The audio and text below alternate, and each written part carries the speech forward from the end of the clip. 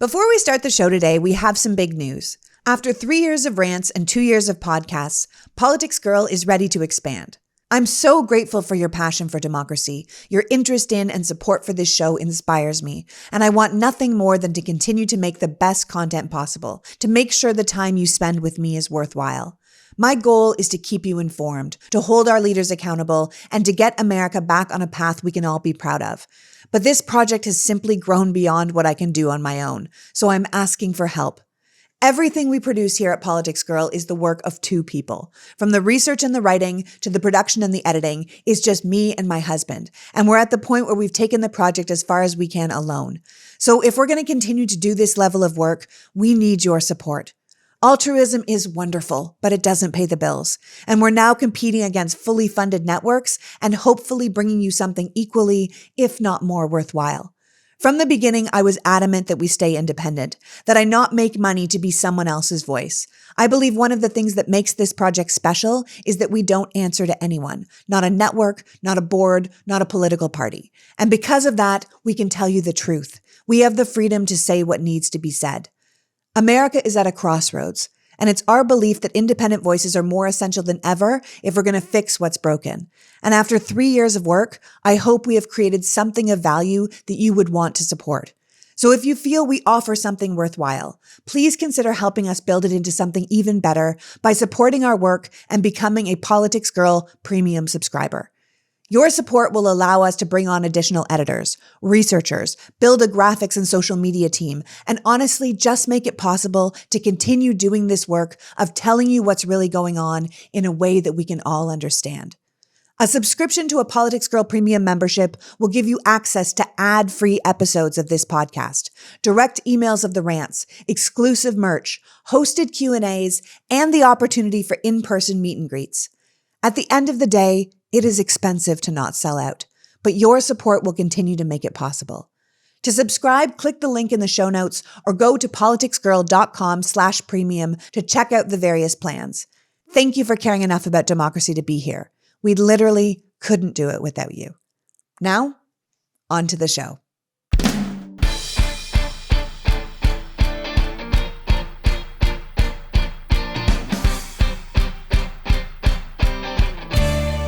Hello, and welcome to the PoliticsGirl podcast. I'm your host, Lee McGowan. Let's get into it. A couple months ago, we had Ben Sheehan, the author of the book, OMG, WTF Does the Constitution Actually Say, on the show to discuss the first 12 amendments of the Constitution. The idea being that most of us talk about our rights without actually knowing a whole lot about what they are or how they came to be. So Ben and I had a conversation to break down the first 10 amendments, which are considered the Bill of Rights, and the final 2 amendments that were passed pre-Civil War. If you haven't listened to that episode, you might want to go back and check it out. The thing is, we got so much positive feedback on that episode that people were immediately asking, where's the second half? Especially since the 14th Amendment has been in the news so much lately. So I'm having Ben back on today to talk Amendment 13 through 27 so we can understand what our Constitution actually says and how we can use that information to be more proactive and informed citizens. There is a reason Republican-led governments are attacking education. Knowledge really is power. And while they would love to limit our power, I really want you to have far more of it. To remind you, Ben Sheehan is a former award-winning executive producer at Funny or Die and the founder of OMG WTF, which stood for Ohio, Michigan, Georgia, Wisconsin, Texas, Florida, a group that he created to teach voters about state executive races during the 2018 midterms. The Hollywood Reporter named Ben one of entertainment's 35 rising executives under 35, and in 2016, Ben helped register 50,000 voters through digital videos as the executive director of Save the Day. Ben wrote his book as a modern-day breakdown of our founding documents to better explain things we should have learned in school but probably didn't. It's an easily digestible read filled with humor and packed with information, and it comes in both Spanish and English. As Kat Calvin, the founder of Spread the Vote, said, every election millions of people don't vote because they don't understand how the government works. If every American had this book, they would laugh, learn, and get to the polls. I couldn't agree more. So without further ado, please welcome back my guest, author of the brilliant and incredibly helpful book, OMG WTF Does the Constitution Actually Say, a non-boring guide to how our democracy is supposed to work, Ben Sheehan. Welcome back, Ben. Thank you for having me back. It's great to be here. Oh, yeah. Thanks for coming back. As I told you last time, I wish I wrote your book. It's just so easy to understand, and it takes such complex writing, which, based on its placement in history, is often unnecessarily dense. And it makes it accessible and honestly enjoyable. It's a fantastic book, and I'm so glad you've come back to finish the job. There's a lot more to discuss. I know. This episode is going to be 400 years long, so we're really going to do our best, everyone. I promise. So last time you were here, we did the First Amendment through the 12th Amendment, and we talked about everything from freedom of speech, freedom of protest, freedom of religion, freedom of the press. We talked about guns. We talked about unlawful search and seizure, our right to a fair and speedy trial by an impartial jury of our peers. We talked civil and criminal law. We discussed how there's even an amendment that says if we didn't include something specific, that doesn't mean it's not protected under the Constitution. And we both agreed that that is an amendment with a lot of foresight. We stopped at the 12th Amendment because after that, America went 61 years without any new amendments. But coming out of the Civil War, Congress got back to business. And that's what we're going to be discussing today. So in the book, you call this post-Civil War America, America 2.0. So why don't you back us up a bit to 1865 when you say America got a reboot? So I think that a massive amount of change happened in the 5 years after the Civil War. And some people actually refer to it as America's second founding, hence the 2.0. But coming out of the Civil War, in the 5 years after that, we had 3 constitutional amendments. And not just any constitutional amendments that fundamentally changed how our society operated, massively changed who gets rights and what rights they get. Obviously, with the 13th Amendment banning slavery in 1865, but also the period that happened after it, there was a lot of, I don't want to say struggle, reactionary violence to these amendments, right? And we're going to dive into more specifically what they say, but sort of top line was that 13th banned slavery with an exception. The 14th has a lot of sections, but it basically made former slaves and African Americans full United States citizens. The 15th went further and said that you can't be denied the right to vote based on your skin color or whether you were previously a slave. And a lot of people didn't like this, and there were this is why the KKK was founded, and the White Liners and the Red Shirts and the White League and all these organizations that were comprised of former Confederate soldiers that were these militia paramilitary groups that formed specifically to oppose what these amendments did. Yeah, you said in the book that in the 12 years following the war, in the period of time that we call Reconstruction, there was what you say a shitstorm of reactionary white supremacist violence and terrorism. And that would be the Ku Klux Klan and the White League and the Red Shirts. And then in 1876, we had arguably the most controversial presidential election ever. And I think that kind of sets us up for what comes historically after that. Do you want to just tell us a little bit about that election of 1876? Yeah, and to sort of basically say the effect that these amendments had, we had 1,500 African Americans serving in local, federal, and state office during Reconstruction. In 1875, we had 8 members of the House that were African American. In total, 16 African Americans served in Congress during this 12-year period. I mean, this wasn't just like incremental steps. This was a giant leap forward. And then we get to the election of 1876. And this was a very controversial election because it's arguably the closest presidential election, at least, well, it is the closest presidential election electoral vote-wise we've ever had. What happened is that at the time, the Democratic candidate was a guy named Samuel Tilden. The Republican candidate was a guy named Rutherford B. Hayes. And initially, when the electoral votes came in, Tilden had a victory. He was up by 19 electoral votes, but there were electoral votes that were outstanding from a number of states. 3 of those states were in the South: Florida, Louisiana, and South Carolina. And there were, things that we hear today in recent presidential elections, claims of voter fraud. One state sent in 101% of the ballot returns. There were all sorts of claims of ballot stuffing, things like that. And what ended up happening is that when those votes were counted, they all went to Hayes, and he ended up leapfrogging and winning by 1 electoral vote. And Tilden supporters got incredibly angry. More and more cries of voter fraud. Somebody shot at his house at Rutherford B. Hayes' house in Ohio ago. There were threats that there was going to be a parallel inauguration. It very much looked like the country was about to go into a second civil war. In the weeks leading up to the inauguration, literally 48 hours before, it still wasn't clear what was going to happen. And Congress established this commission of members of the Supreme Court and the House and the Senate to look into the matter. And they ended up coming up with this compromise that's called the Compromise of 1877, or also known as the Great Betrayal, where they decided to recognize Tilden supporters, the Democratic Party at the time, decided to recognize the results of the election if Hayes removed all the remaining federal troops from the South that were there enforcing those three amendments. And so the result was a presidential inauguration that went off without a hitch, and the results were acknowledged and accepted. But Hayes made good on his promise, removed the remaining federal troops from the South who were there enforcing those amendments, leaving African Americans, although on paper newly legal American citizens, left to deal with white supremacist state governments across the South. And that's what touched off almost 100 years of Jim Crow. I mean, when Hayes agreed to remove those last federal troops from the South, particularly in Louisiana and South Carolina, who were down there enforcing all these Reconstruction amendments, like you said, he left all the Black citizens who had, quite frankly, voted for him. Right. I think most of them have voted for Hayes. They wanted him to be president. And he left them alone, sort of to contend with all the governments of the southern states who had more or less been taken over by white supremacy.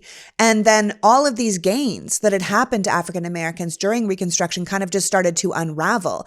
And if people don't know or never knew, during Reconstruction, as Ben was saying, more than 1,500 African Americans were serving at local, state, and federal offices.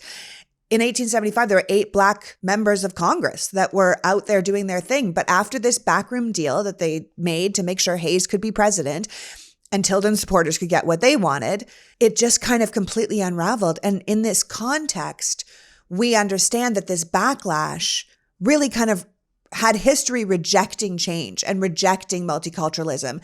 And we have this American history of kind of making concessions on the back of Black Americans to serve the desire of white Americans. And that's kind of where we're at as we look at that period of time. It could have gone a completely different way. But this sort of deal that they made is what we got leading into Jim Crow and all of the terrible times that America really has in our history there that they don't want to teach us in Florida schools. Right. Reconstruction is one of the most overlooked periods of American history, and I would argue, one of the most, if not the most important. Okay, so let's go through the amendments from the end of the Civil War, knowing that that was the underlying climate as these changes were signed into law. So the 13th Amendment had 2 sections. It was ratified in 1865. Section 1 said, neither slavery nor involuntary servitude, except as a punishment for a crime, where the party has been duly convicted, shall exist within the United States or any place within their jurisdiction. And the second part of the amendment is basically what comes up in a lot of these amendments, which basically just says Congress has the power to enforce this amendment through legislation. So the 13th Amendment is the No More Slavery Amendment, but it comes with a pretty striking exception. Do you want to explain that to us? Sure. So it says basically, unless you're committed if you've been convicted of a crime, duly convicted. So basically, if as punishment for a crime, you can be made to perform unpaid labor, slave labor. And this was the case for many, many years. I mean, it's still in our Constitution. I will say that, more recently, there are states that have taken it upon themselves to amend their state constitutions, including in the last election cycle, I believe Vermont and Tennessee, Alabama, Oregon, a number of states actually said that we're not going to recognize this provision of the Constitution in the sense that we're going to make prisoners do unpaid labor, meaning earning $0. Now, when prisoners today, are paid for labor, we're talking somewhere between, a couple cents and $1 an hour. Yeah, I mean, this entire exception to this amendment is kind of the birth of using our prison population as slave labor. That's when we talk about that, when we talk about how the war on drugs ended up making a school to prison pipeline for Black Americans. It's really just a way. You can look at it as slavery by another name, and it's totally legal, right? It's how we are able to not pay people. And like you said, even if they are being paid, they're being paid 13 cents an hour or something like this. But it's a way to have legal slavery. remaining in our country. And until the early, if not mid 20th century, convict leasing was a thing where you could literally rent prisoners to come to your plantation or come to your factory or place of work and work for no money. This was something that corporations did regularly. Yeah. I think they actually still do it some places. I mean, today there are a handful of states, I believe Texas, I believe Georgia, I believe Arkansas, that still do not pay prisoners for like $0, 0 cents an hour for labor.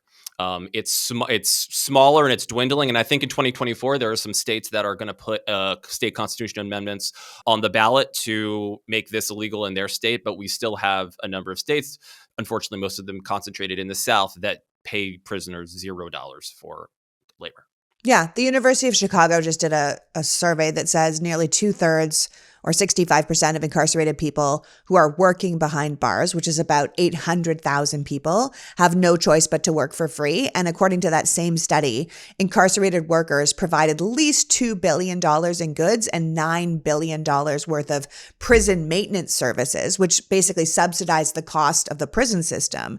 And they're not paid. So we still have slavery in this country. It's just through that exception in the 13th Amendment that we're able to do it. So I'm glad states are addressing that. Me too. Now, let's move on to the 14th Amendment because it's going to take us forever. And this is the one that everyone's been talking about lately, right? As America ran up to its debt ceiling, people started questioning if the 14th Amendment actually made it unconstitutional to default on our loans. And the 14th Amendment is the one that says you can't hold office if you have participated in an insurrection.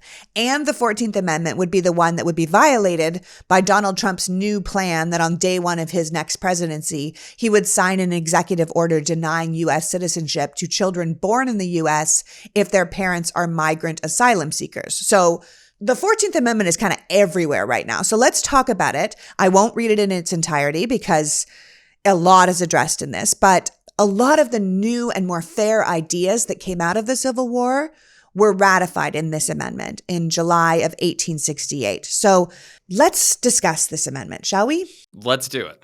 I'll go in order of the sections, right? So the first section is most famous for a few things, but really birthright citizenship, right? If you're born in the United States, you are a citizen of the United States and of the state in which you reside. Also, you're entitled to the privileges and immunities of the United States. So this actually effectively took the Bill of Rights, the first 10 amendments, those rights that you get that protect you from federal government overreach and encroaching on your civil liberties, and said state governments can't do that either. So you have these rights from protection from the federal government and from state governments as well. Due process, which also appears in the Fifth Amendment, saying that at the state level, you can't be denied of life, liberty, or property without due process of the law. And then something that comes up all the time and is constantly discussed is the Equal Protection Clause. You get equal protection of the laws. And what's really interesting about this is that, this amendment was pretty clearly passed to make sure that African Americans had basically full protection of the laws, rights, and privileges and everything. But they don't specifically say, they say that all persons are entitled to equal protection of the laws. And in the years since, we talk about other classes and groups of people based on their sex, based on their sexual orientation, gender identity, so many different things. This amendment wasn't specifically talking about them in the context of it, but the text just says all persons. And so whether or not equal protection of the laws applies to these groups that weren't necessarily considered when the amendment was being written is something of constant debate in this country. Yeah, the Supreme Court has actually still not extended that same equal protections under the law based on sexual orientation or birth legitimacy or sex. That's why we're still trying to get the ERA, the Equal Rights Amendment, passed to this day, because it's still not actually guaranteed. Right. And I feel like this is one of those instances where you see like a real divide in sort of Supreme Court theory. We hear the words, originalism and textualism. And they sometimes get lumped together. But like reading this amendment, the originalist would say, well, they were talking about African Americans. That's who was on the mind of the people writing this. That was what was happening in the country at the time. So Equal Protection Clause doesn't really apply. That would be the Antonin Scalia approach. Whereas the textualist approach, something Justice Neil Gorsuch is most famous for, would say, well, they didn't didn't say that it was specific to African Americans. And this is something he actually employed when he, a couple years ago, actually wrote the opinion saying that, the language of the Civil Rights Act, the idea that you can't separate gender identity, sexual orientation from sex. And so transgender people, people in the LGBT community are actually protected against, discrimination by their employer. So you really see this divide in terms of the language with, the intent of the law versus what was actually written down. We've even extended less protections to people based on their age or their disability or their wealth or their political preference or their political affiliation or their criminal record or gender identity. None of that is specifically protected. And I think it's now left up to the states basically to protect or not protect these specific groups. Because you point out it's hard to believe that there isn't the same level of federal protection for all or even most of these groups. And that's why certain states are able to target, say, trans people, because there's kind of this leeway. Are they really protected or are they not really protected? You point out the majority of the population, we deserve an amendment that explicitly grants equal protections under the law. As you write in the book, we're 2 decades into the 21st century, so it's kind of well past time to be specific in the idea that we protect everyone equally. And we still haven't done that. And that is something I think we should be pushing for. I would agree. So Section 2 of the 14th Amendment is the section that ended 3/5 compromise, where African Americans were counted as 60% of a person when counting a state's population to determine its representatives.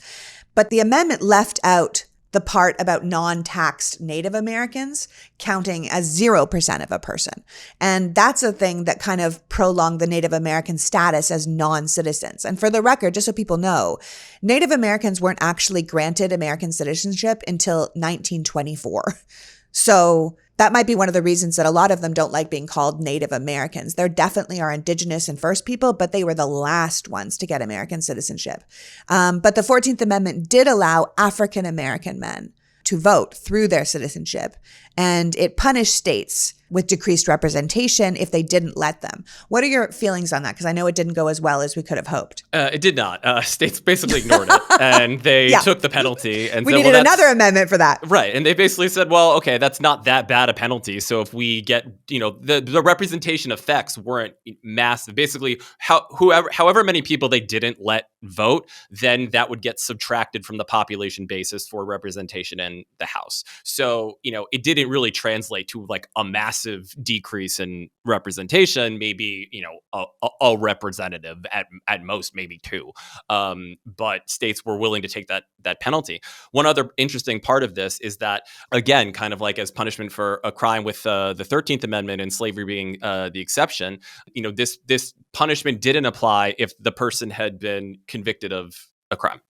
So this is sort of the roots of felony disenfranchisement, the idea goes back further, but this is the first time it specifically appears in the Constitution, the idea that you can be deprived the right to vote based on your criminal record. And today, felony disenfranchisement is something that still affects us. Different states have rules based on when you get your voting rights back. Maine and Vermont, you never lose your voting rights, even if you are in prison, you can still vote. Other states, you have to finish your parole or probation. Other states, you just have to end your period of incarceration. And then some states, you lose them for life. We still have states that I think Iowa, Kentucky, Virginia, and the governor can reinstate them through executive order. Some can do it as like a block. Some have to do it one by one. But there are still states today where if you are convicted of a crime, you lose your voting rights for life. Ben is pointing out, if you're not following exactly, that there's this loophole in the 14th Amendment when it comes to voting, that people can have their rights taken away from them while they are in jail or after they are in jail, or if they haven't paid their fees. Like right now, Florida voted to return voting rights to former felons and then basically made it even more difficult, if not impossible, for them to actually use those rights without paying off all their court fees before they were allowed to vote, which is just another way of stopping people from voting. We seem to be doing this all the time, just making it more and more difficult for people to vote, giving them more and more hoops to jump through. Now, Section 3 of the 14th Amendment is the part that says you can't be a U.S. senator, a U.S. representative, an elector of presidents and vice presidents, or hold civil or military office under federal or state government if you have previously taken an oath to support the Constitution and then participated in an insurrection or rebellion against the United States or help the enemies in any way. Now, This one makes me crazy because there's at least 1/3 of Congress, if not more, on the Republican side that really shouldn't be serving as per the 14th Amendment, Section 3. At the very least, even if they weren't removed, none of them should have been eligible to run for office again after being involved in January 6th. And I'm looking at people like Marjorie Taylor Greene and Lauren Boebert and Paul Gosar and the rest of the Freedom Caucus, but also senators like Ted Cruz and Josh Hawley and Tommy Tuberville and Marsha Blackburn and Lindsey Graham. As per this amendment, I believe they shouldn't be there. I mean, what are your thoughts on that? Part of the amendment originally was to prevent former Confederates and people who were part of the government who left and declared civil war and fought in that war. They weren't just going to be welcomed back with open arms, be like, a handshake, a pat on the back, like, all bygones are bygones. Like, no, we're going to have to, we will accept you if 2/3 of Congress votes to remove that ban. And maybe you've demonstrated that you're not going to do that again. You can be a part of Congress, serve in government at the federal or state level. But, this ban was kind of short-lived. After a few years, they started to just welcome people back into the federal government. But yeah, again, it was clearly written in response to the Civil War, but it applies to any insurrection or rebellion or any moment that happens in our history. And as you've demonstrated and described, we had one a couple years ago. And the problem with this amendment, section of this amendment, is that it's not clear how it would be enforced, because there have been different sort of enforcement mechanisms over time, right? It is clear that what happened is that Congress can remove the ban, right? That's part of the amendment. But in terms of what happened in 1919, there was an anti-World War I socialist from Wisconsin, I believe, named Victor Berger. And the Congress sort of referenced this section of the amendment and refused to seat him. He was eventually seated, but they initially refused to seat him because of this amendment. Actually, the most recent example was only a year or two ago, was a judge in New Mexico removed a county commissioner in New Mexico because he was at January 6th and cited this amendment. But clearly, the amendment has not been enforced very much. I think, thankfully, because there aren't that many insurrections or rebellions and need to enforce it is probably a good thing. But clearly what happened on January 6th, people are divided over how to actually enforce this, whether or not Congress would have to pass an additional law explaining how the enforcement mechanism goes, whether judges can just do what the New Mexico judge did. But yes, it was intended to prevent people who rebelled against the government or aided and abetted its enemies in some way from just rejoining the government. Yeah, I'm not going to lie. I wish we played hardball and taken that vote day one Biden took office to see if 2/3 of Congress said it was okay for them to come back after participating. But maybe we wait for them to be convicted of something, and then we have this discussion about, Amendment 14, Section 3. So Amendment 14, Section 4 is what people are talking about with the debt ceiling limit, right? This section basically says no one can question the validity of the debt the U.S. takes on as long as it's authorized by law. So we passed a budget. It was authorized by Congress. So threatening to hold the country hostage to not pay those authorized debts should technically be unconstitutional. But I feel like this one was written less for that and more to say that the government didn't have to reimburse anyone who tried to overthrow the government, and the government didn't have to reimburse anyone who used to have slaves and now didn't. And so it's not sort of a slam dunk that people thought it was.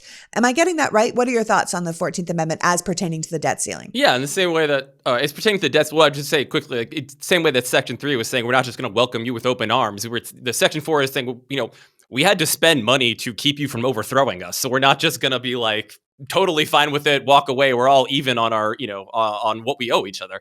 But pertaining to the debt ceiling specifically, I do think it's interesting that, the United States and Denmark are the only two countries in the world with a debt ceiling. And the whole reason we have a debt ceiling in the first place is to make it easier for Congress to spend money during a war, right? In World War I, we originally used to have to get every instance of borrowing approved by Congress. We needed to spend money faster in this war. And so basically we created the debt ceiling and saying we have a limit to how much we can borrow, but you don't need to get every single time you need to borrow money to pay for something approved by Congress so you can move more quickly. So it's actually supposed to make things easier when spending money, more efficient, exactly. But what has happened, it really started in 1995 when the debt ceiling became weaponized under Newt Gingrich, and a couple times subsequently after. But, constitutional scholars have kind of gone back on their idea of whether the debt ceiling is or isn't constitutional, most notably Lawrence Tribe, who's a famous constitutional scholar, professor at Harvard, has changed his mind and said that he thinks it may not be constitutional. It would be up to the Supreme Court ultimately to say whether, this law that, was first passed in 1917, by the way, which we've raised over 100 times in 100 years. So it's also not a very good ceiling if it's that easy to raise. Basically, once a year, that feasibility says, do we even need this debt ceiling? It's sort of silly that we agree to pay for something and then we agree whether or not to actually make those payments, that those are two separate votes. So I would say that there's a good argument in here that we shouldn't have a debt ceiling at all, that we should get rid of that law. That's both my interpretation of it and my own personal belief. If this current bill that's just passed the House passes the Senate and is signed by President Biden, then we would suspend the debt ceiling for 2 years and it would become, a problem for the next president in 2025. Well, hopefully that'll be a Democratic president with a Democratic Congress, and we can just vote to get rid of the debt ceiling altogether and take this blackmail option off the table every single time the Republicans have power and there's a Democrat in the presidency. Tired of reading the same boring news stories? Listen to Crooked Media's podcast, Hysteria, for unapologetically real and opinionated conversations about the news you need to hear. Every week, Hysteria, hosted by Aaron Ryan and Alyssa Mastromonaco, is leading the charge alongside a hilarious and relatable squad of bi-coastal women. Say goodbye to the male gaze and hello to smart, real, and refreshing content. And don't worry about the tough news. Hysteria brings the laughs and just the right amount of petty to help you power through the rest of the week. Tune in for new episodes every Thursday wherever you get your podcasts. Today's pod is sponsored by the incredible Manakora Honey. Our family is deeply into honey. It has amazing health benefits, and we use it as a sweetener in almost everything. We've always had my husband on local honeys because it really helps with his allergies in the spring, which is why we were so fascinated to try supplementing our honey intake with high MGO raw Manuka honey. Manuka honey is called super honey because of its unique combination of antioxidants and prebiotics, including a natural antibacterial compound called MGO that only comes from the bees harvesting the nectar of a specific tree.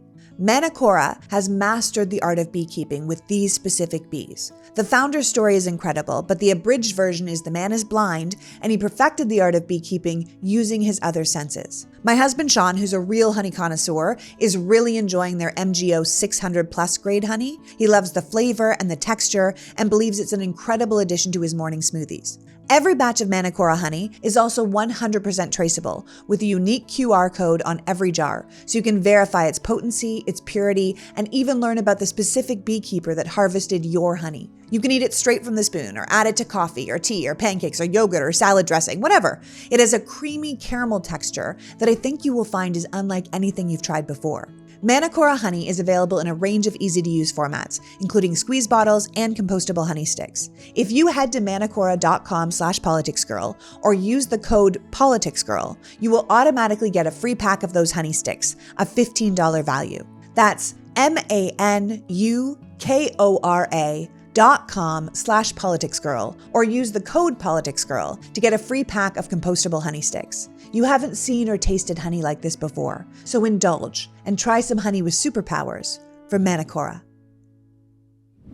Today's pod is also sponsored by Miracle Made Sheets, and boy are these sheets amazing. Not only are they made with silver-infused fabrics, originally inspired by NASA, to thermoregulate and keep you at the perfect temperature, that same technology prevents up to 99.7% of bacterial growth, allowing Miracle Made Sheets to stay cleaner and fresher 3 times longer than other sheets.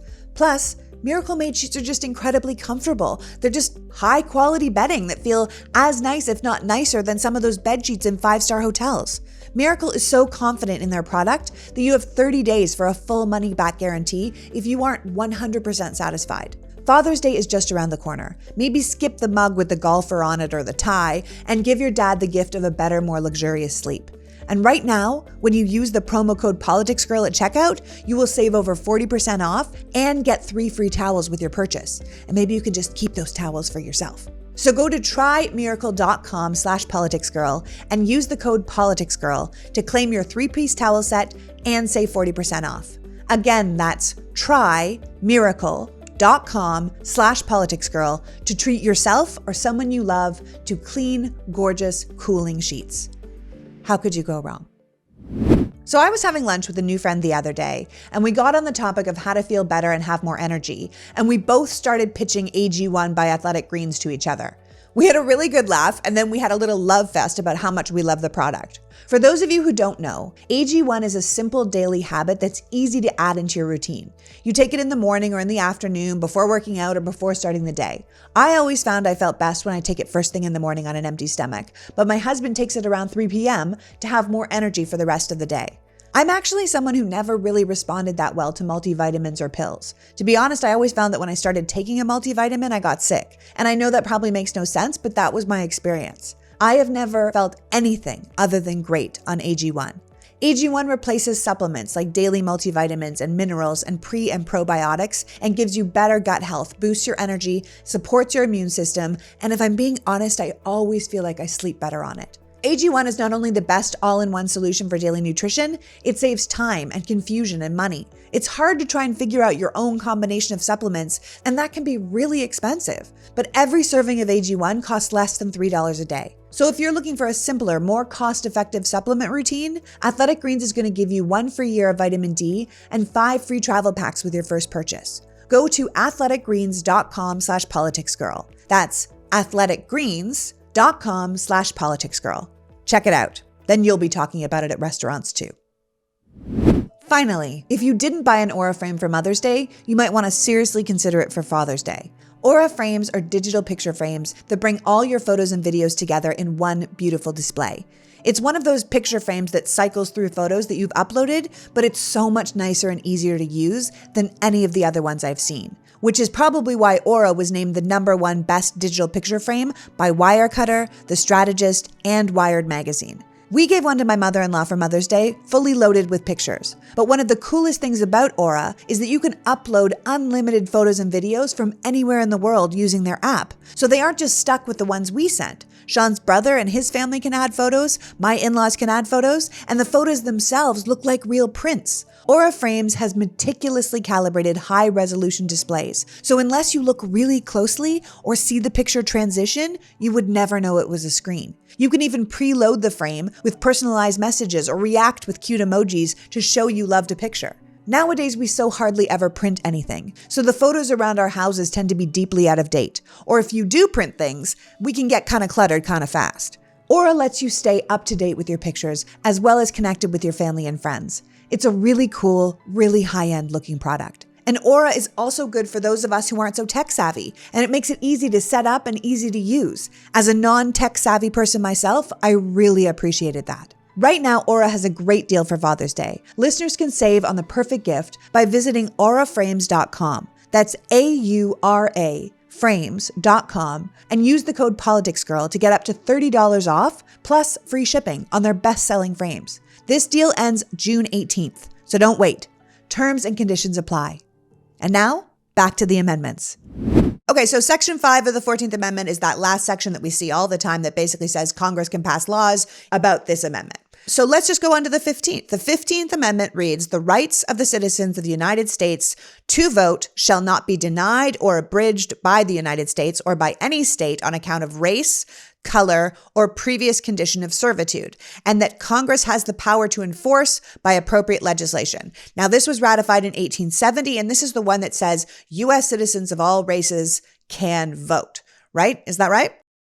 It is, although I will say not denied by race. Right. There's always a very interesting caveat, which probably people who watch the last episode will remember from the Bill of Rights, is like, these are negative rights. You can't have something taken away based on these conditions. But that doesn't mean that you get it. So that's very interesting language, and this is going to repeat itself with subsequent amendments, the 19th, 24th, 26th. But basically, if you are a citizen and you have the right to vote, you cannot be denied that right to vote because of your race, because of your color, previous condition of servitude. But it doesn't say that you fundamentally, proactively get those rights. And as we mentioned earlier, right, people who are committed, have a felony on their record. They are, if they're born in the United States, they're American citizens, but they're able to have that right to vote denied. So there are a couple of instances where that happens, but it sort of starts a pattern of where people think that we all get the right to vote in the Constitution, where the Constitution just protects us from having it removed based on a couple different conditions. Congress passed a whole lot of laws to enforce this amendment back in the day, and the southern states resisted them all.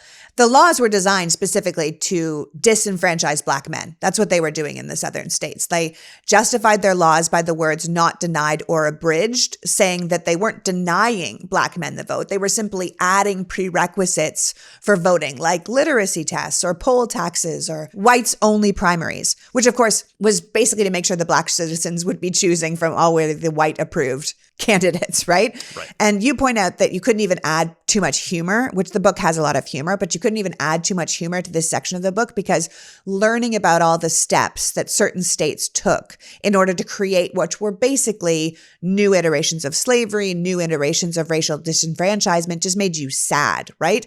And it does. When you look back at our history, you go like, God, we tried so hard to try to keep an entire group of people back. And I'm sure it also makes you sad to see it happening all over again in modern day America, you know, with the Republicans finding more and more ways to have who they deem as undesirable, whether that's Black people or trans people or gay people or women or Democrats, to have an increasingly difficult time voting or have their vote be counted when that is not how the country was set up to be. Well, you just see these examples of like people reacting to progress by trying to like sit in a room and strategize the ways to circumvent or tiptoe around that progress as quietly as possible. And this repeats over and over and over again. And I don't think, we have a tendency, and maybe there's, some streak of optimism in us as Americans, but we tend to celebrate the progress and kind of ignore or don't pay attention to the reaction to that. And that we see that with what happened with the end of slavery and Civil War and, how we don't focus as much on Reconstruction. Like, I don't think we focus enough on the reaction to progress as much as we do on progress, because at the end of the day, it's only progress if it's enforced. Right? It's only progress if people carry out these laws and make sure that they happen. And like, that's the entire story of Reconstruction. They fought the enforcement of those laws. And ultimately, 12 years later, it ended up with those laws just sort of being abandoned until, almost 100 years after that, when we made huge leaps with, laws in the 1960s. Clearly, we need Congress to be passing federal voter protections to protect everyone's vote, no matter who they are, because we can see that the red states are going to really do their best to make sure that they can hold back as many people as possible from voting. Finally, I would say you say that the 15th Amendment doesn't say anything about sex, which means that the states could still deny U.S. female citizens the right to vote, which they totally did.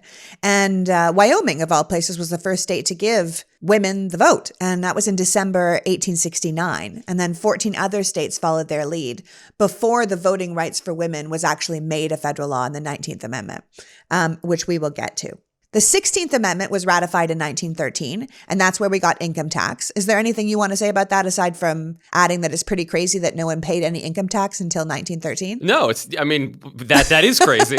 We had insane wealth inequality. We have it today, but it was absurd back then. This is the era of the robber baron. The robber baron, the Gilded Age. People a friend of mine once said everyone was living like the most successful rappers, just like wealth everywhere. Truly absolutely insane. But the word poll tax actually means tax per head, like a per person. And so back to the original first article of the Constitution, how we would pay taxes is we'd count the number of people in the state through the census, and then everybody paid an even amount. Right? It didn't matter how much money you had or made. You just paid. It's like a annual fee almost, and that was how it was more or less. The federal government made money through tariffs and things like that, and excise taxes and imports and exports. But in terms of individuals paying money to the government, it was just your annual fee until this amendment. Yeah, it was like Elon's $8 a month. Yeah, a very fair amount for Elon to pay. I think yeah, that makes sense. All right, so the 17th Amendment, which was also ratified in 1913, and that's the one that took the power of appointing state senators from state legislatures, appointing them, and gave it back to the people to vote for that. Yeah, and this is, a lot of people I think don't realize that we've only been voting directly for senators since the 17th Amendment. And there actually is this effort among some people to try to repeal the 17th Amendment and return it so that it was state legislatures electing senators, then the argument goes something like, well, it took, power away from, it took the representation that state governments had in the federal government away and disconnected that. And I would say there is validity to that. But at the same time, if you return it to legislatures choosing senators and you don't do anything to prevent those legislatures from being gerrymandered, then basically what this would do is gerrymander the Senate. Yeah, and the Republicans know that they have, 29 state legislatures? It's the same reason that they brought the Moore v. Harper case to the Supreme Court, because they were hoping that the state legislature theory would allow them to choose electors to send, the state legislatures to choose electors rather than the voters. It's just yet another way for people to get to choose who leads us without listening to the will of the voter. So any serious attempt to repeal the 17th Amendment, if it's not paired with like a strong, thorough national anti-gerrymandering provision amendment, is probably just trying to gerrymander the Senate. Yes, we should make sure that one's dead in the water. Okay, the 18th Amendment is prohibition. That's the no booze amendment, right? It was ratified in 1919, but it doesn't exist anymore because the 21st Amendment got rid of it. But other than that, what are your thoughts on no booze? Obviously, the amendment made us a dry country, but obviously there were still people who were finding ways to bring us alcohol. Plenty. And there were a lot of organizations and groups that basically tried to ascribe all of the country's problems to alcohol. And they did a very successful public, information campaign and got enough states and individuals to say, yeah, alcohol is responsible for all of our problems. Let's ban it. That's going to fix everything. Yeah. And not surprisingly, there was a carve out for religion. You could drink wine for religious purposes. You could prescribe alcohol for medicinal purposes. You point out that period of time found a lot of doctors writing prescriptions or were caught selling prescriptions to organized crime members to bypass the law. In fact, one of my favorite stories is that Walgreens expanded their stores from 20 stores to 525 stores during that time. And historians think that was because of medicinal alcohol prescriptions. If you get your prescriptions filled at Walgreens, then you have the circumventing the constitutional amendments and cozying up with organized crime to thank for it. There you go. The 19th Amendment I actually want to read because it's personal. The rights of the citizens of the United States to vote shall not be denied or abridged by the United States or by any state on the account of sex. And this is the one where women got to vote. And we need to be really clear that the amendment did not just happen. Women were not just given the right to vote. I hear that all the time. We gave you the right to vote. No, women worked their asses off to get the right to vote. For 72 years, the women's rights movement in America had been pushing for the ratification of this law. Women had been furious since the passing of the 14th and 15th Amendment that they were left out of it. This is also where Susan B. Anthony got a bad name because she opposed the 15th Amendment, which specified race but didn't include women. And the entire women's movement had kind of reached a breaking point by 1919 when the amendment was proposed, and then it was ratified in 1920. Yeah, and there's an incredible story, and I'm not going to do it justice, but people should look it up, of when Tennessee became the state that was the final state needed at the time to ratify the amendment, and it was there was like one state legislator flipped at the end and ratified it, and then the amendment got ratified, and it was because of like a conversation he had with his mom and like a letter that she wrote to him urging him to do the right thing. People should look this up because I'm not doing this story justice, but there is a really powerful, beautiful story of how this happened with this one state legislator in Tennessee that changed the course of our country. And as you point out, it's kind of wild that there's still tens of thousands of people alive today in America who were around when women didn't have the right to vote. And it's also pretty wild that there's tens of thousands of people around us today who wish women didn't have the right to vote and would happily take it from us if they could. It's probably a low number, I would say, but that's I don't know. You listen to these boys talk and you think, it's scary. The entire incel movement would be very happy with us. I would say it's probably more than a few tens of thousands of people that believe that, sadly. I just think that even if they don't take our rights to vote, we have to be really honest that there is an entire movement in America that's clearly trying to take women back somewhere, back without autonomy over our own body, back without the freedom or choices that are made that are made by us and make them for us. And it's a sort of a backward door into stealing our voice. And we need to be very honest about that, I think. The 20th Amendment was ratified in 1933. It has 6 sections. I don't think we need to go into them, but it's all about having to do with federal terms and how the president is elected. Do we want to go through that just with some brevity? It's all about like, it has to be done on January 20th and it has to be done by 12 p.m. and this kind of thing. I'll just add that this is one of those examples where you realize, like looking back, how inefficient our government was, because basically the lame duck period used to be 4 months long. So, the election would happen in November and then the new Congress didn't actually start until March 4th. So you would have 4-month period of lame duck where people, they're no longer accountable to the voters immediately. And so, maybe there's more compromise or things could get passed or whatever. But the weirdest part about this is that Congress didn't actually have to meet until the first Monday in December. So the election happens in November. They don't start their terms until March, and then they don't actually have to show up to work until December. So in my mind, this is like if you began the school year, like, the school year starts at the end of August, early September, but you actually have to attend class for the first time at the end of May. It makes absolutely no sense. But this is how we operated for well over 100 years. And so finally, this amendment was like, maybe we can make things a little more efficient and change these schedules just a tad. Right. All right. Now, the 21st Amendment was ratified also in 1933, and this is the one where America got to drink again. So yay us. We got to bring booze back. But you point out this was 4 years into the Great Depression. People really just needed a break. People needed something. And Section 2 of that amendment said you still had to follow the laws around transporting or importing alcohol for drinkable purposes, whether you were selling it or drinking it yourself.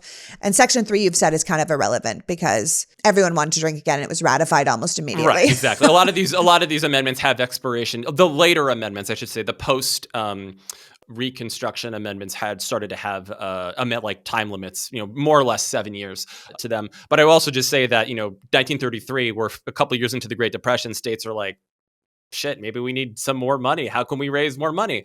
What if we taxed alcohol? People like alcohol. Let's bring it back. People like it. It's like a marijuana. It makes a lot of money. It sure does. All right. The 22nd Amendment was ratified in 1951. It gave 2-term maximum to presidents. So they couldn't be elected to more than 2 terms. If a president split their term and served more than 2 years of it, they could only be elected to 1 additional term. And this applies to anyone holding office of president or even acting as the president. Right. And this is a pretty direct response to FDR, who was elected 4 times and served for, he died shortly into his 4th term. So he served 14 years as president, getting a little close to like a monarchy type situation for a lot of people's liking. So in 1951, they were like ixnay on that 2 terms max. Yeah. The 23rd Amendment was ratified in 1961 and gave DC voters electoral votes. Is there a brief way to do that? Because I do think the DC stuff is interesting. Yeah, well, remember, DC is not a state. People don't get to vote. They don't have any members of Congress. I mean, they have a member of Congress in the House in name only who can't actually vote on floor legislation. They can serve on committee, and ask questions, but they don't actually have the power to vote on laws on the floor. And, DC has hundreds of thousands of people.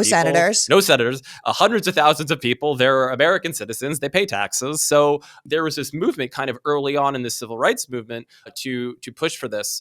And so the compromise was, DC gets electoral votes for president, as many as it would get if it was, the smallest state, which is 3. Right. And you point out that DC residents do pay a lot of taxes, right? They pay more than 21 other states, more than Vermont, Wyoming, Alaska, Montana, West Virginia combined. DC also has more residents than Wyoming or Vermont, but sort of zero representation, which is probably why their license plates say taxation without representation, right?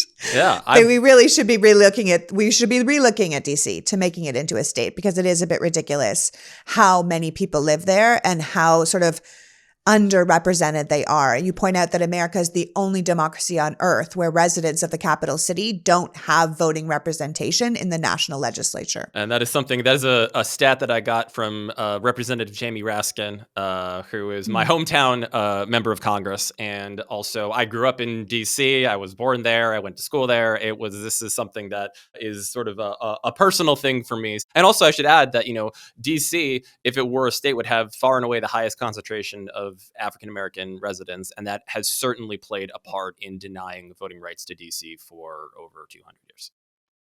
Absolutely. And of course, we can't forget that, like, we added Alaska and Hawaii as states in 1959. It's not like we've had the same amount of states for forever. We could easily add more now if we wanted to.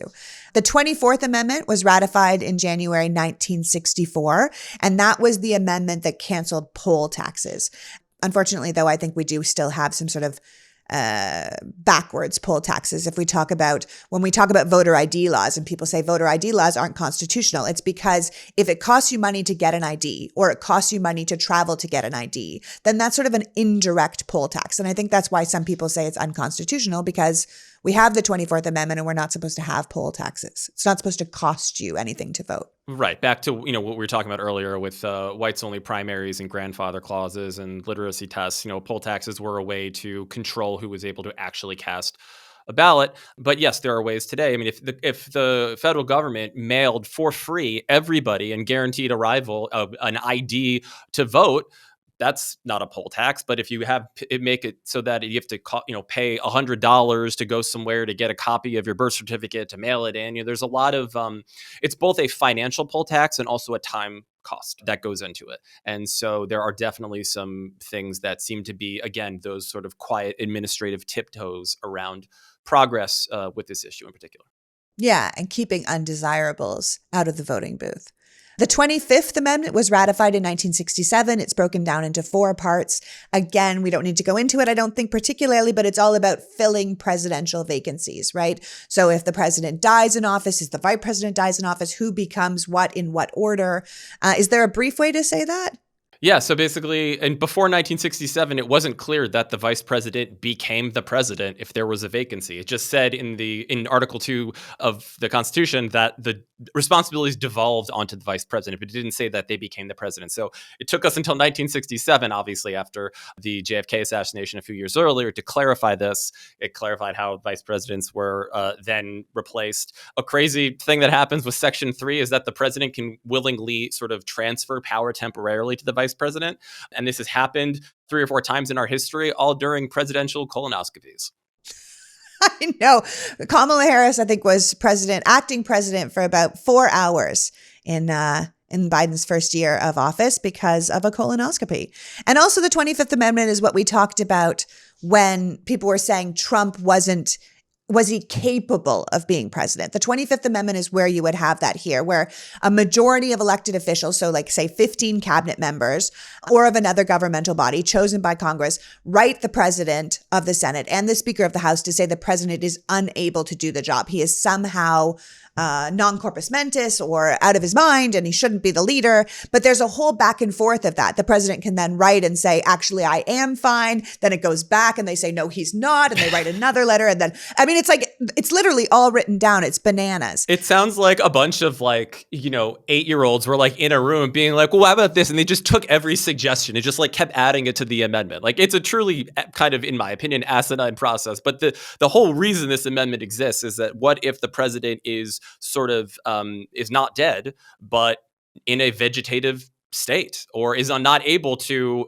willingly transfer power? What happens? So it was really to deal with a president who might be incapacitated, but then you can make the argument, what if somebody clearly goes off the rails or ends up being absolutely crazy and threatens the safety of everyone in the country? Does that qualify as the 25th Amendment? And you really need just a majority of the cabinet and the vice president to make that possible, or of another body that Congress designates. And recently, a couple of years ago, after January 6th, Jamie Raskin, Nancy Pelosi, and a few others proposed that Congress create another body to do that. Yeah, but that makes sense to me. The 26th Amendment, and we're coming to the end because there's only 27, was ratified on July 1971. And that's the one that changed the voting age from 21 to 18. And that's when people had been asking for years.